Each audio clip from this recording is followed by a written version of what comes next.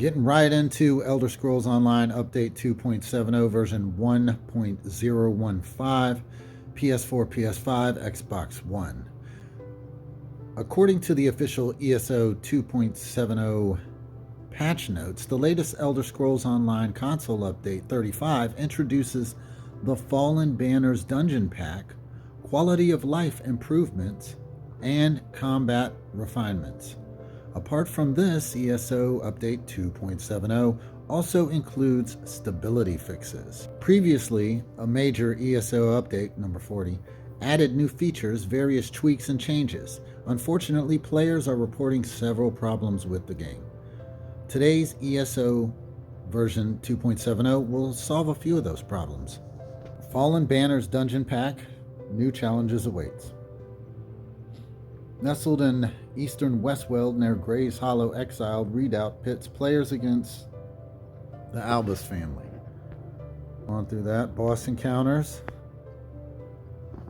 3 bosses, each with unique mechanics. Test party coordination. The final fight against Lady Lucilia Albus involves manipulating windshields to counter her area of effect. Item sets. That's light armor. Gerency's Blade Storm, medium armor. And Lucila's Windshield, heavy armor. Grants major protection, applies vinyl britter, tailored for tanks. Monster Mask. There's your Monster Mask. Completing Veteran Mode unlocks the Tactician's Gold Lattice Skin and the Haunted Mirror of Introspection Memento. Introspection Memento, reflecting the dungeon's theme of reflection and consequence. Located in Hughes Bane, this is the Lauren setting. You can pause it and read through that if you like. Mechanics and rewards, boss encounters, dodging tentacles, and managing ads summoned by his tactical commands. Item sets. Okay, here's some more item sets. Fledgling's Nest.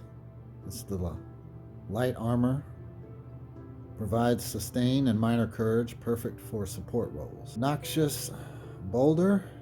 Poisons enemies while rolling boulders, synergizing with poison-focused builds.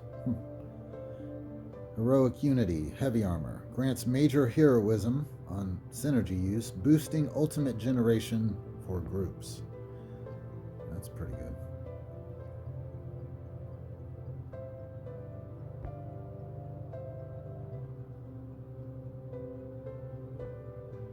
Base game updates, quality of life, and immersion. All right, map overhaul. Here we go. The in-game map receives a clarity-focused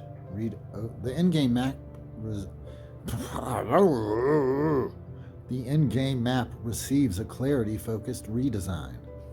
Simplified Tamriel view, reduced icon clutter, one-way shrine zone filtered dungeon/trial, improves navigation for new players. Quest tracking.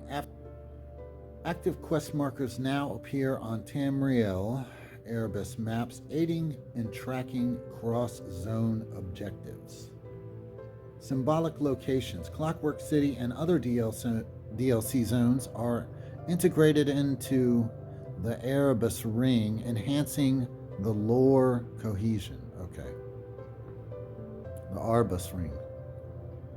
Developer insight. This change addresses feedback from overwhelmed newcomers while retaining depth for veterans via toggleable filters. More cosmetics. Role players with permanent cosmetic options, and acknowledges player achievements. Over 30 disguises, including fan favorites like the Bandicap guys, are now collectible, encouraging replayability. I guess this is pretty cool. Base mounts will now start at 42% speed, which I just run everywhere. I don't even think my mount is up to speed. It might not even be up to 42% speed. Reducing The early game frustration of being outpaced by enemies. I guess I can. Gallop reworked, now a minor buff. 15%. Lining with champion points, maintain the balance of max level players. Math breakdown, plus 19% speed increase for new players. Veterans, minimal change, preserving in-game progression. End-game progression. We have a starter zone refresh. Lighting and texture aligned with modern zones like Westworld. Navigation ads, signposts and banners guide players to key services, crafting stations, bank. These zones retain their original charm while benefiting from a decade of graphical advancements. That's going to be cool. All right. Craft champion point overhaul, just crafting.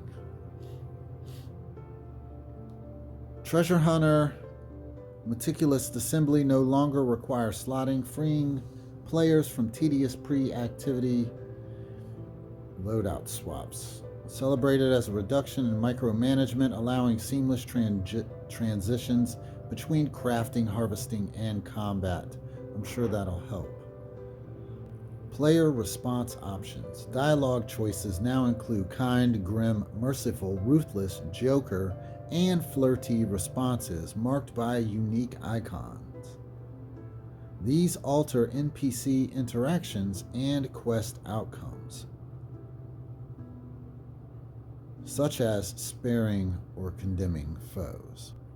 Example: a guild in crisis, a ruthless choice might execute a worm cult defector, while merciful spares them, affecting later alliances. Console add-on and support. Gamepad UI integration. Add-ons can now be developed, tested for consoles with focused on current gen hardware. PS5, Xbox Series X and S. Modding potential. Future add-ons may include UI tweaks, lore journals, or combat assistance bridging the PC console gap. Here's some new homes. Shattered Mirror Isle. A floating sanctuary. That's interesting. In Miramore, featuring skeletal remnants and prismatic skies. Ideal for surrealist decorators. Castle Skingrad. A Colovian estate offering vineyard views and Gothic architecture appealing to nobility-themed players. Weather control furnishings. Kinnerus icon of storm control allows players to summon rain, blizzards, and auras in homes, enhancing atmospheric storytelling. That's pretty cool. Combat and class adjustments. General changes. Stealth mechanics. Abilities like Deathstroke now break stealth on activation. Damage calculation tweaks. Fixed additive, multiplicative inconsistencies, particularly for off-balance player damage reduction. Class fixes. Arcanist. Remedy. Cascade prioritizes low health allies, improving healer's reliability. Necromancer. Unnerving Boneyard's debuffs are now cleansable, reducing PvP frustration.